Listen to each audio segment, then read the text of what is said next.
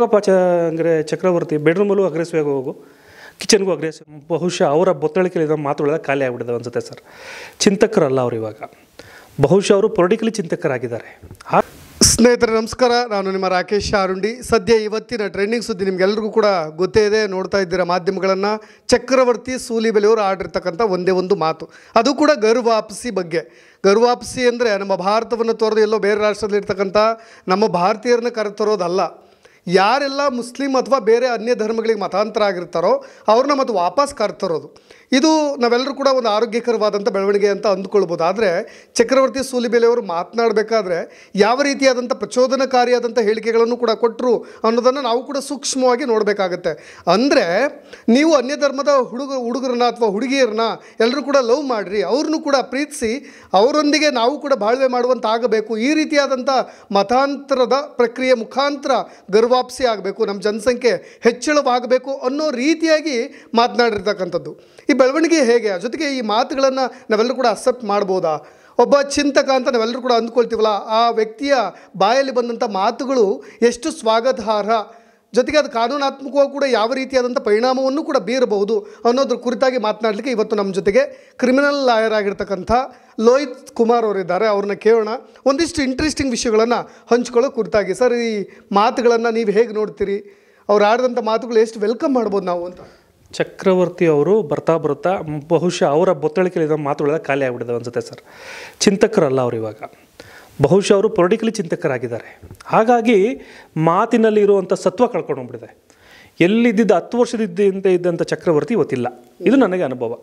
ಯಾಕೆಂದರೆ ನಾವು ಅವಾಗ ನೋಡಿದಂಥ ಚಕ್ರವರ್ತಿಯ ಮಾತುಗಳು ಸಮಾಜಕ್ಕೆ ಒಳ್ಳೆಯದಾಗುವಂಥ ಮಾತುಗಳು ಬರ್ತಿದ್ವು ಹೊರತು ಸಮಾಜವನ್ನು ಹಾಳು ಮಾಡೋ ಮಾತುಗಳಲ್ಲ. ಏನು ಅವ್ರ ಉದ್ದೇಶ ಏನು ಮಾತಿನಲ್ಲಿ? ಫ್ಲೋಲ್ಲಿ ಏನು ಬೇಕಾದ್ರೂ ಮಾತಾಡ್ಬೋದಾ? ಯಾಕೆ ಅಂದರೆ ಸುಮ್ಮನೆ ಹೇಳ್ತಾ ಇದ್ದೀನಿ. ಹೌದು, ಈಗ love jihad is an offence. Hindu ಹೆಣ್ಣು ಮಕ್ಕಳನ್ನು ಬೇರೆ ಧರ್ಮದ ಗಂಡು ಮಕ್ಕಳುಗಳು ಜಿಹಾದ್ ಅನ್ನೋ ರೀತಿಯಲ್ಲಿ, ಅಂದರೆ ಧರ್ಮವನ್ನು ಪರಿವರ್ತನೆ ಮಾಡಿ ಅವರನ್ನು ಹಾಳು ಮಾಡೋ ರೀತಿಯಲ್ಲಿ ಉದ್ದೇಶದಿಂದ ಕರ್ಕೊಂಡು ಹೋಗುವಂಥದ್ದು ಲವ್ ಜಿಹಾದ್. ಈಗಾಗಲೇ ನಮ್ಮ ದೇಶದಲ್ಲಿ ಹೋಗಿರೋರನ್ನ ಕರ್ಕೊಂಬರ್ತೀನಿ ಅಂದರೆ ಆ ರೀತಿ ಹೋಗಿರೋರನ್ನ ಕರ್ಕೊಂಬರಲಿ. ಎಲ್ಲಿ ಹೊರದೇಶದಿಂದ ಎಲ್ಲೋ ಪಾಕಿಸ್ತಾನದಲ್ಲೋ ಸಿರಿಯಾದಲ್ಲೋ ಹೆಣ್ಣು ಮಕ್ಕಳನ್ನ ಮಾರ್ಬಿಟ್ಟಿರ್ತಾರೆ, ಕರ್ಕೊಂಬರಲಿ, ನಾವು ಹೋಗೋಣ ಕರ್ಕೊಂಬರೋಕ್ಕೆ, ಅದಕ್ಕೇನು ಬೇಕೋ ಅದು ಮಾಡೋಣ. ಅದೆಲ್ಲ ಅವ್ರು ಹೇಳ್ತಾರೋಂಥ ಮಾತು. ಗರ್ವಾಪಸಿ ಅಂದರೆ ಮದುವೆ ಆಗಲಿ 10 ವರ್ಷದಿಂದ ಮದುವೆ ಆಗಿರ್ತಾರೆ, ಆದರೆ ಎಲ್ಲರೂ ಕೂಡ ಬೇರೆ ಧರ್ಮದವ್ರು ಎಲ್ಲರೂ ಕೂಡ ಟೆರರಿಸ್ಟ್ಗಳು ಅಥವಾ ಬೇರೆ ಧರ್ಮದವ್ರು ಎಲ್ಲರೂ ಕೂಡ ಅದಲ್ಲ. ಲವ್ ಆಗ್ಬಿಡುತ್ತೆ, ಪ್ರೀತಿ ಆಗ್ಬಿಡುತ್ತೆ. ಬಹುಶಃ ಚಕ್ರವರ್ತಿಗೆ ಪ್ರೀತಿಯ ಅರ್ಥ ಗೊತ್ತಿಲ್ಲ ಅನಿಸುತ್ತೆ, ಮಾಡಿಲ್ಲ ಅನಿಸುತ್ತೆ ಪ್ರೀತಿ. ಸೊ ಹಾಗಾಗಿ ಆ ಥರ ಗೊತ್ತಿಲ್ಲ. ಅಂದರೆ ಪ್ರೀತಿ ಹಿಂದೂ ಧರ್ಮದಲ್ಲಾದರೂ ಆಗ್ಬೋದು, ಮುಸ್ಲಿಂ ಧರ್ಮದಲ್ಲಾಗ್ಬೋದು, ಬೇರೆ ಧರ್ಮದಲ್ಲಾದರೂ ಆಗ್ಬೋದು. ಆಗ್ಬಿಟ್ಟಿರ್ತಾರೆ, ಮಕ್ಕಳು ಮಾಡ್ಕೊಂಡಿರ್ತಾರೆ, 3 ಜನ ಮಕ್ಕಳು ಸ್ಕೂಲ್ ಹೋಗ್ತಿರ್ತಾರೆ, 2 ಮಕ್ಕಳು ಸ್ಕೂಲ್ ಹೋಗ್ತಿರ್ತಾರೆ. ಆತ ದೇವಸ್ಥಾನಕ್ಕೆ ಹೋಗ್ತಿರ್ತಾನೇನೋ ಅಲ್ವಾ, ಈಕೆ ನಮಾಜ್ ಮಾಡ್ತಿರ್ತಾರೇನೋ ಗೊತ್ತಿಲ್ಲ. We don't anything. ಅವರೆಲ್ಲ ಮನೆ ಕರ್ಕೊಂಬಂದರೆ ಯೂಸ್ ಆಗ್ತಾರಾ? First of all common sense ಇರಲಿ. ನಮ್ಮ ಧರ್ಮದ ಸಮಾಜಗಳು ಒಬ್ಬ ದಲಿತನ ಹೆಣ್ಣು ಮಕ್ಕಳನ್ನ ಮದುವೆ ಆದರೆ ಮರ್ಸಿ ಕಿಲ್ಲಿಂಗ್ ಅಂತ ಮಾಡ್ತಾರೆ. ಅದ್ರ ಬಗ್ಗೆ ಜ್ಞಾನ ಇಲ್ವಾ? ಅವ್ರನ್ನೆಲ್ಲ ಕರ್ಕೊಂಡು ಹೋಗ್ತಿದ್ಯಾ ನೀನು? ಅದ್ರ ಬಗ್ಗೆ ಮಾತಾಡೋ. ಆ ಮರ್ಸಿ ಕಿಲ್ಲಿಂಗ್ ಮಾಡಬೇಡ ಅಂತ. ನೀನು ಪ್ರೀತಿ ಹಂಚ್ತಾ ಇಲ್ಲ, ದ್ವೇಷ ಹಂಚ್ತಾ ಇದೆಯಾ. ಅವ್ರನ್ನ ಕರ್ಕೊಂಬಂದು ಹಾಗಾದ್ರೆ ವಾಟ್ ಯುವರ್ ಟೀಚಿಂಗ್? ಅದ್ರ ಮಾತಾಡ ಜೊತೆಗೆ ಹಂಗೆ ಹೇಳ್ತೀವಿ, ಅಗ್ರೆಸಿವ್ ಆಗಿರಿ, 20 ಮ್ಯಾಚ್ ಆಡ್ಬಿಡಿ, ಅಂದರೆ 20 ತಿಂಗಳು ಇಟ್ಕೊಂಡು ಬಿಟ್ಬಿಡಿ ಅಂತನಾ? ಅಥವಾ ಅವರು ಮಾಡಿದಾರಲ್ಲ ಯಾರ್ಯಾರು ಟೆರರಿಸ್ಟ್ಗಳು, ಅದನ್ನು ನಮ್ಮ ಗಂಡು ಮಕ್ಳ ಹತ್ರ ಮಾಡಿಸ್ತಿದ್ದೀರಾ? ಅದೇ ಕರ್ಕೊಂಬಂದ್ಬಿಟ್ಟು ಮಕ್ಳು ಮಾಡ್ಬಿಟ್ಟು ಕಳಿಸ್ಬಿಡಿ ಅಂತನಾ? ನಾಳೆ ದಿನ ಅವರು ಗರ್ವಾಪಸಿ ಅಂತ ಹೋಗ್ಬಿಟ್ಟು ಇವ್ರು ಹೇಳ್ತಾರೆ ಏನೋ ಕೊರಗ ಜನ ಹತ್ರ ತೀರ್ಥ ಹಾಕ್ಬಿಟ್ಟು ಕುರ್ಸ್ಕೊಳ್ಳೋಣ ಅಂತ, ಅವರು ಮೂಲನ ಹತ್ರ ಹಾಕ್ಸ್ಕೊಂಡು ಕುಂತ್ಕೊಂತೀನಿ ಅಂದರೆ ಹುಟ್ಟಿರೋ ಮಕ್ಕಳೆಲ್ಲ ಹೋಗ್ಬೇಕು. ಹಂಗಂದ್ರೆ ಚಕ್ರವರ್ತಿ ಮನೆಗೆ ಹೋಗ್ಬೇಕಾ, ಮೋಲನ ಮನೆಗೆ ಹೋಗ್ಬೇಕಾ? This is what. ನೀನು ಇದನ್ನು ಹಬ್ಬಿಸ್ಬೇಡ್ರಿ. ಇದನ್ನೆಲ್ಲ ಹಬ್ಬಿಸುವಂಥ ಮಾತುಗಳು ಇದನ್ನೆಲ್ಲ ಮಾತಾಡೋ ಒಂದು ಫ್ಲೋ ಅಲ್ಲಿ ಸಮಾಜದಲ್ಲಿ ಪೀಸ್ ಆಗಿ ಏನು ಪರಿವರ್ತನೆ ಮಾಡಬೇಕು. 2020 ಮ್ಯಾಚ್ ಆಡ್ಬಿಡೋಣ, ಅಗ್ರೆಸಿವ್ ಆಗಿ ಹೋಗ್ಬೇಡ. ಯಾರು ಅಗ್ರೆಸಿವ್ ಹೋಗೋ? ನೀನು ಹೋಗಿ ಅಗ್ರೆಸಿವ್ ಆಗಿ. ನಿಮ್ಮಲ್ಲಾರ ಇದ್ರೆ ಕಳಿಸು ಅಗ್ರೆಸಿವ್ ಆಗಿ. ನಮ್ಮನೆ ಮಕ್ಕಳನ್ನ ಅಗ್ರೆಸಿವ್ ಆಗಿ ಕಳಿಸಲ್ಲ, ಪುಸ್ತಕ ಇಟ್ಕೊಂಡು ಓದೋ ರೀತಿಯಲ್ಲಿ ಕಳಿಸ್ತೀವಿ ಅಲ್ವಾ? ಸಮಾಜವನ್ನು ಕೋರ್ಟ್ ಮುಂದೆ ಹೋಗ್ಬೇಕಂದ್ರೆ ಅಗ್ರೆಸಿವ್ ಹೋಗೋಕ್ಕಲ್ಲ, ಒಳ್ಳೆಯ ಮನಸ್ಸು ಹಿಡ್ಕೊಂಡು ಹೋಗಬೇಕು. ದೇವಸ್ಥಾನದಲ್ಲಿ ಹೋಗ್ಬೇಕು, ನೀನು ಹಂಗೆ ಅಗ್ರೆಸಿವ್ ಆಗಿ ದೇವಸ್ಥಾನದಲ್ಲೂ ಅಗ್ರೆಸಿವ್ ಹೋಗ್ತೀಯಾ? ಹೋಗಂಗಾರೆ ಕೊರಗಿನ ಅಜ್ಜಿ ಮುಂದೆ ಅಗ್ರೆಸಿವ್ ಆಗಿ ಆಗುತ್ತಾ? ಹಾಗೆ ಈ ಸಮಾಜದಲ್ಲೂ ಕೂಡ ಅಗ್ರೆಸಿವ್ ಆಗಿರಕ್ಕಲ್ಲ. ನೀವು ನಿಂತಿರೋ ಎಲ್ಲ ನೆಲ ಭಾರತಾಂಬೆದಲ್ವಾ, ಎಲ್ಲ ನೆಲದ ಮೇಲೂ ಕೂಡ ಅಗ್ರೆಸಿವ್ ನಿಂತ್ಕೊಳ್ಳೋಕ್ಕಾಗಲ್ಲ. ಯುದ್ಧ ಮಾಡ್ಬೇಕಂದಾಗ ಮಾತ್ರ ಯುದ್ಧದ ಜಾಗ ಅಂತಿರುತ್ತೆ, ಅಲ್ಲಿ ಅಗ್ರೆಸಿವ್ ಆಗ್ತೀವಿ. ಮನೇಲೂ ಬಾತ್ರೂಮಲ್ಲೂ ಎಲ್ಲ ಕಡೆಯೂ ಅಗ್ರೆಸಿವ್ ಆಗಿರೋಕ್ಕಾಗಲ್ಲ. ಹೋಗಪ್ಪ ಅಂದರೆ ಚಕ್ರವರ್ತಿ ಬೆಡ್ರೂಮಲ್ಲೂ ಅಗ್ರೆಸಿವ್ ಆಗಿ ಹೋಗು, ಕಿಚನ್ಗೂ ಅಗ್ರೆಸಿವ್ ಹೋಗು, ಆಗುತ್ತಾ ಮನೇಲಿ? ಸೊ ಈ ಮನೆ ನೀನು ಹೇಗೆ ಪ್ರೀತಿಸ್ತೀರೋ ಅದೇ ರೀತಿ ಈ ಸಮಾಜನೂ ಪ್ರೀತಿಸಬೇಕು. ಅದು ಚಿಂತಕರ ಒಂದು ಆಲೋಚನೆ. ಕವಿಗಳು ನೋಡ್ಬೋದು, ಎಷ್ಟೋ ಜನ ಒಳ್ಳೊಳ್ಳೆಯ ಒಂದು ಯೋಚನೆ ಮಾಡುವಂಥ ನೋಡಿರ್ಬೋದು. ಯಾವುದನ್ನು ಕೂಡ ಫಿಕ್ಸ್ ಆಗಲ್ಲ ಸರ್, ಫಿಕ್ಸ್ ಆಗಲ್ಲ. ನೀವು ನೋಡಿ, ಈ ಒಂದು ಬ್ಯಾಂಕಲ್ಲಿ ಒಳ್ಳೆ ಬ್ಯಾಂಕು, ಇಲ್ಲಿ ಒಳ್ಳೆ ಇಂಟ್ರೆಸ್ಟ್ ಕೊಡ್ತಾರೆ, ಇಲ್ಲಿ ಕರಪ್ಷನ್ನೇ ಆಗಲ್ಲ, ಚೆನ್ನಾಗಿದೆ ಅಂತ ಹೇಳಿದ್ರೆ ಕಾಲ ಬಂದಾಗ ಅದು ಬಿದ್ದೋಗುತ್ತೆ ಫಿಕ್ಸ್ ಆಗಿಬಿಟ್ರೆ. ಹಾಗಾದರೆ ಅದೊಂದೇ ಬ್ಯಾಂಕ್ ಇರಬೇಕಾಗಿತ್ತು, ಯಾಕೆ ಸಾವಿರಾರು ಬ್ಯಾಂಕ್ಗಳಾದವು? ಹಾಗೆ ಮನಸ್ಸಿನ ಯೋಚನೆ ಚಿಂತಕರಿಗೆ ಬ್ರಾಡಾಗಿರಬೇಕು, ಫಿಕ್ಸ್ ಆಗಬಾರ್ದು. ನಾನು ಹಂಗಾರೆ ನೀನು ಚಿಂತಕ, ಯಾವುದೇ ಚಿಂತಕ? ಚಿಂತನೆ ಏನು ನಿಮ್ಮದು? ನಾನು MP ಆಗಿಲ್ಲ, ನಾನು ರಾಜಕೀಯಕ್ಕೆ ಸೀಟ್ ಕೊಟ್ಟಿಲ್ಲ, ಅದು ಆ ಚಿಂತಕರ? So this is all waste. ಇದೆಲ್ಲ ಆಗೋಯ್ತು ಸರ್, ಮುಗಿದೋಯ್ತು. ಜನರಿಗೆ ವಿದ್ಯಾವಂತರಾಗ್ಬಿಟ್ಟಿದ್ದಾರೆ, ಇವಾಗ ಬುದ್ಧಿವಂತರಾಗ್ಬಿಟ್ಟಿದ್ದಾರೆ. ಏನು ಅಮ್ಮಕ್ಕಿದ್ರೆ ಏನು ಬರುತ್ತೆ ಅನ್ನೋದು ಗೊತ್ತು. ಸುಮ್ಮನೆ ಏನೇನೋ ಮಾಡಿ ಏನೇನೋ ಹೇಳೋದಂಥದ್ದಲ್ಲ. ಸೊ ಹೌದು, ಎಲ್ಲಿ ಅವರು ಯಾವುದೋ ಬೇರೆ ಧರ್ಮದವರು ಹಿಂದೂ ಹೆಣ್ಮಕ್ಳನ್ನು ಕರ್ಕೊಂಡೋಗಿ ಲವ್ ಜಿಹಾದ್ ಅಂತ ಮಾಡ್ತಾರಲ್ಲ, ಅದಕ್ಕೆ ನಾವು ಕೂಡ ವಿರೋಧಿಸ್ತೀವಿ. ಆಯಿತಾ? ಹಾಗಾದರೆ ನೀವು ನಮ್ಮ ಗಂಡು ಮಕ್ಳಿಗೆ ಏನು ಹೇಳ್ಕೊಡ್ತಿದ್ದೀರಿ? ಜಿಹಾದ್ ಮಾಡ್ಕೊಂಡು ಬಾ ಅಂತ ಹೇಳ್ತಿದ್ದೀರಾ? ಹಾಗಾದರೆ ನಮ್ಮಲ್ಲಿರೋ ಹೆಣ್ಮಕ್ಳ ಕಥೆ ಏನು? ವಿತೌಟ್ ನೋಯಿಂಗ್ ಆಪ್ಷನ್ ಕೊಡ್ತಿದ್ಯಾ? ಹಾಗಾದರೆ ನಮ್ಮ ಗಂಡು ಮಕ್ಳಲ್ಲಿ ಅವ್ರು ಕರ್ಕೊಂಬಂದರೆ ನಮ್ಮ ಹೆಣ್ಮಕ್ಳು ಅವ್ರ ಜೊತೆ ಹೋಗ್ಬೇಕಲ್ಲ, ನೀನೇ ಮಾಡ್ತಿದ್ಯಾ ಆ ದಾರಿನ? ಅಲ್ವಾ? So don't show that roots. ಹೇಗೆ ನಡ್ಕೊಂಡು ಹೋಗ್ತಿದ್ದೆ. ಜಿಹಾದ್ ಆಗದಿರೋ ಹಾಗೆ ನಮ್ಮ ಹೆಣ್ಮಕ್ಳುಗಳಿಗೆ ಏನು ಹೇಳ್ಕೊಡ್ಬೇಕು ಹೇಳ್ಕೊಡೋಣ. ಜಿಹಾದು ಬರೀ ಆಗಲ್ಲ. ಹಾಗಾದರೆ ಕ್ರಿಶ್ಚಿಯನ್ ಕರ್ಕೊಂಡೋದ್ರೆ, ಅಮೇರಿಕಾದವನು ಯಾರೋ ಬಂದು, ಥೈಲ್ಯಾಂಡವನು ಯಾರೋ ಬಂದು ಇಲ್ಲಿ ಬಂದು ಮದುವೆ ಆಗ್ತಿದ್ದಾರಲ್ಲ, ಅದೆಲ್ಲ ಏನು? ಜಿಹಾದ್ ಅಲ್ಲ, ಅದು ಪ್ರೀತಿಯೇ ಅಲ್ವಾ? ಹಾಗೆ ಬೇರೆ ಧರ್ಮದವ್ರು ಯಾರೇ ಕೂಡ ಆ ಥರ ಮದುವೆ ಆದರೂ ಕೂಡ ಅದು ಜಿಹಾದ್ ಆಗಲ್ಲ, ಪ್ರೀತಿನೇ ಆಗುತ್ತೆ. ಸೊ ಪ್ರೀತಿಯ ವ್ಯಾಮೋಹ, ಸಂಸಾರಕ್ಕೆ ಗೊತ್ತಿಲ್ಲ, ಏನೂ ಗೊತ್ತಿಲ್ಲ ಅನ್ನೋರು ಈ ಥರ ಮಾತುಗಳು ಆಡ್ತಾರೆ. Just ignore it. ಬಟ್ ಈ ಮಾತಿಗೆ ನಾನು ಧಿಕ್ಕರಿಸ್ತೀನಿ. ಆ್ಯಂಡ್ ಐ ಡೋಂಟ್ ಕೇರ್, ಯಾರು ಏನೇ ಮಾತಾಡಿದ್ರು ಐ ಡೋಂಟ್ ಕೇರ್. ಇದು ಧಿಕ್ಕರಿಸ್ತೀನಿ. ಇವೆಲ್ಲವೂ ಕೂಡ ಜಿಹಾದ್ ಆಗಲ್ಲ. ಮತ್ತು ಗಂಡು ಮಕ್ಕಳಿಗೆ ಧರ್ಮದ ವಿಷಯದಲ್ಲಿ ಅಲ್ಲಿ ಕರ್ಕೊಂಬ, ಇದು ಮಾಡು, ವಾಟ್ ಈಸ್ ದಟ್? ಹಂಗೆ ಏನು ಬೇಕಾದ್ರೂ ಆಗುತ್ತಾ? ಬೇಗ ಮಾಡು ಇದೆಲ್ಲ ಮಾತಾಡೋಕ್ಕೆ ಹೋಗ್ಬಾರ್ದು. ಸಮಾಜ ಒಳ್ಳೆ ಇದು ಕೊಟ್ಟಿದ್ದೀವಿ ಸರ್, ಏನೋ ಒಂದು ಹೆಸರು ತೊಗೊಳೋದು ತುಂಬ ಕಷ್ಟ ಇದೆ. ನಿಜವಾಗ್ಲೂ ಚಕ್ರವರ್ತಿಯವರ ಥರ ಒಂದು ಹೆಸರು ಮಾಡೋದು ಕಷ್ಟ ಇದೆ ಸಮಾಜದಲ್ಲಿ. ಎಷ್ಟೇ ಸರಿ ಕ್ಯಾಮ್ರಾದಲ್ಲಿ ನಿಂತ್ಕೊಂಡ್ರು, ಎಷ್ಟೇ ಮಾತಾಡಿದ್ರು ಕೂಡ ಜನರು ಗುರುತಿಡೋದು ಕಷ್ಟ ಇದೆ. ಅಂಥದ್ರಲ್ಲಿ ಯಾವುದೋ ಒಂದು ಒಳ್ಳೆಯ ಒಂದು ಕ್ಷಣದಲ್ಲಿ ಇವರು ಬಂದಿದ್ದಾರೆ, ಹೆಸರು ಬಂದಿದೆ, ಅದನ್ನು ಸಮಾಜಕ್ಕೆ ಕೊಟ್ಟರೆ ಅದು ಚೆನ್ನಾಗಿರುತ್ತೆ. ಇಲ್ಲ ಅಂದರೆ ಅದೇನೋ ಇಟ್ಟಿದ್ರಲ್ಲ ನಿಕ್ ನೇಮು, ಹಂಗಾಗ್ಬಿಡುತ್ತೆ ಅನ್ನೋದು ನನ್ನ ಅಭಿಪ್ರಾಯ ಸರ್. ನನಗೆ ಅದೇ ನೀವು ಮಾತನಾಡಬೇಕಾದ್ರೆ ಆ ಮಾತುಗಳನ್ನು ಹೇಳ್ತಾ ಇದ್ರಿ ನೋಡಿ. ನಾವು ಈ ಲವ್ ಜಿಹಾದನ್ನು ಯಾವ ರೀತಿಯಾಗಿ ವಿರೋಧ ಮಾಡ್ತಾ ಇದ್ದೀವಿ ಅಂತ, ಎಲ್ಲೋ ಒಂದು ಕಡೆ ಉದ್ದೇಶಪೂರ್ವಕವಾಗಿಯೇ ಎಲ್ಲೋ ಒಂದು ಟ್ರಸ್ಟಿಂದ ಒಂದು ಹಣ ಬರ್ತಾ ಇದೆ.